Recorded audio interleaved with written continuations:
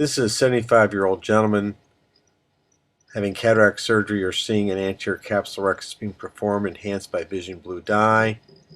The patient previously had 2 retinal detachments. The second retinal detachment repair was facilitated with silicone oil. Upon removing the silicone oil prior to this cataract surgery, there was an inadvertent tear of the posterior capsule, which was not known by either the retinal surgeon or myself, the cataract surgeon, until it was noted that the lens dropped through this central posterior capsule opening during this procedure, which you will see. Sculpting is done with the Legacy Alcon equipment.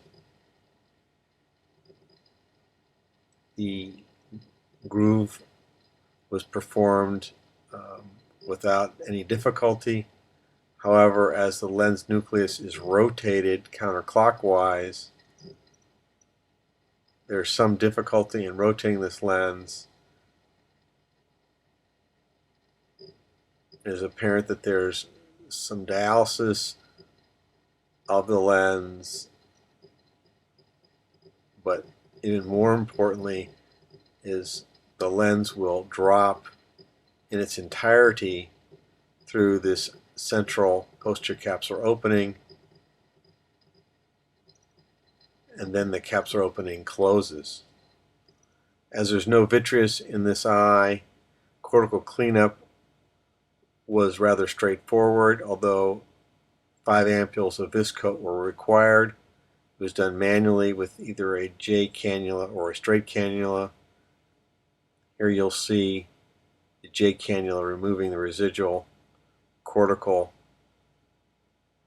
material. Once all the cortical material has been removed, then what you now see, a Bausch & Lomb LI61AO lens is now being inserted through the 3mm incision using the soft port injector. This nicely allows the leading haptic to be placed over the anterior capsule and underneath the iris leaf, such that the leading haptic is in the ciliary sulcus. The optic remains centrally, and the trailing haptic is then placed similarly in the ciliary sulcus, facilitated with a Kugelin hook.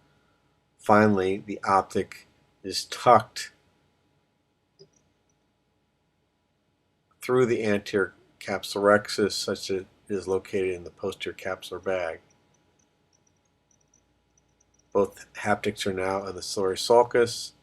The Kugelin hook now tucks the optic underneath the central anterior capsular opening.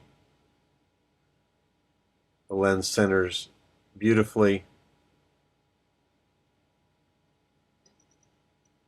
The wound is closed with 110 nylon suture.